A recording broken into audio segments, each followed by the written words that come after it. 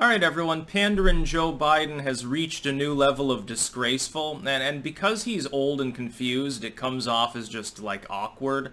But it's really, when you think about it, it's actually pretty malevolent, which is like he comes out on stage, and he's like, well, I just got one thing to say, and then he fumbles around on his phone like a feeble old man and starts playing Despacito. I'm thinking, the most annoying song of the last century, number one, the most overrated at least.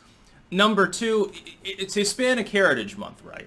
He's coming out on stage to talk about, immigrants' rights and stupid shit like that, that the Democrats have consistently lost over the last few decades because people are like, well, you keep conflating legal immigrants with people who, jumped over a fence or are involved with cartels, and they're not the same thing, Joe. And they have to keep reminding him, and he never quite gets it. At what planet are you living on that this isn't considered a malevolent form of pandering? Who is any voter gonna say, okay, well, he played Despacito, and I liked that song back when it was being played constantly on the fucking radio over and over again. I think I'll vote for I'm riding with Biden now because he likes this song. Oh, well, this is basically the more awkward equivalent of like when Trump on Cinco de Mayo came out with the Trump Tower Taco Bowl. But when Trump did it, it's because he wasn't really trying to pander. It's meant to be ironic. It obviously wasn't pandering. It's almost like a self-deprecating irony. It's like, well, people say I'm a bigot and a horrible person, but look, I'm eating a taco bowl, so fuck you. That seemed funny. And also very mean. And at the time, years ago, of course, the sort of political meme thing was big in the consciousness, but Biden's campaign is not really mimetic in nature. He's running a very, very dour, sort of behind the scenes almost campaign. It's almost a non-campaign. He comes out, when he talks to people, it's like 20, 30 people, not holding any, there's no door knocking going on or anything, there's no enthusiasm whatsoever.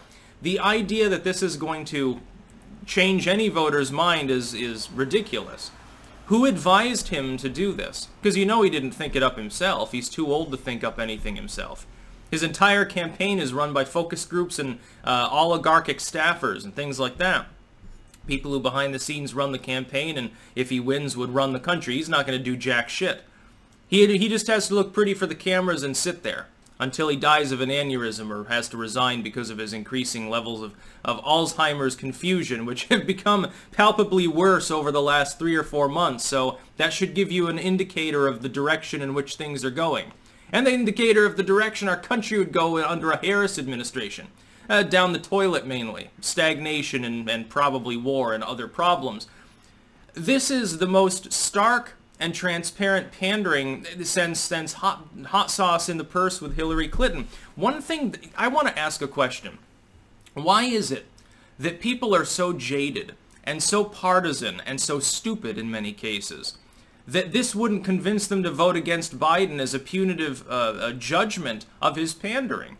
Because it's clearly what this is. I'm going to play Despacito during Hispanic Heritage Month. Ooh, it's a funny joke, Joe. No, it's not really that funny. You want to be the person who's leading the nation, who has to conduct all the most important diplomacy, or at least delegate who does that. Diplomats, VP and so forth, other heads, other people that are working in the executive capacity. Somebody who either accepts or vetoes legislation that could be life-saving or it could be very damaging. Somebody who's going to appoint SCOTUS justices and federal court justices and so forth. You want to be the man to do that, and this is your idea of a good strategic idea. I don't want a shitty strategist at this particular time leading the nation. We have a recession to deal with. We have numerous hostile foreign states breathing down our neck. We're trying to hammer things out with China on trade, which will still need to be done regardless of what the next administration is. Do I think that someone who considers this to be a good idea, do I consider that person acceptable for that job? No. And it's even worse if he's not the one who thought of it. And of course, I think that that's absolutely the case. If you think that he just thought it was a joke, you can say, well, it was just Joe being awkward again. I don't believe that. That's bad enough. Thinking that it's, again, a good strategic idea, that would show that he's dumb. But if he didn't choose to do this, if it was a bunch of other people who thought it was a good idea, then he's even dumber because he's surrounded himself with morons even more moronic than he is. That's even worse. I don't want that kind of person in the highest executive office. You fucking brain dead. You'd have to be. I mean, in a million years, if I were running for any office, if I was running for mayor of buttfuck city, I would never think to pander in this manner. Oh yeah, I'm gonna get those Mexican Americans over there to vote for me. How am I gonna do that? Oh, I know. I'll show up in a sombrero. I'll show up in a lowrider with a sombrero on. Hey, nachos, fritas. What are you talking about? This is Joe's idea of a good time. And it's the big problem is, if you want somebody, you've got Joe. Here's the other part. Joe Biden is always, when he's coming out, when he's not doing the awkward thing, he's saying, well, basically the country's burning down, right? Literally burning down with wildfires, caused, of course, by climate change. There were never wildfires before the industrial era. It never happened. Weather was very, very stable and perfect back, you know, during ancient times. You've got riots going on, and large-scale protests attended as well, and looting. You've got war and rumor of war sort of situations. You've got a reheating of possible tension in Korea, which is regrettable. You got all these things going on, and Joe will be the first to tell you about how bad things are. Of course, it's Orange Man's fault, but he'll be the first to tell you that things are going in a bad direction.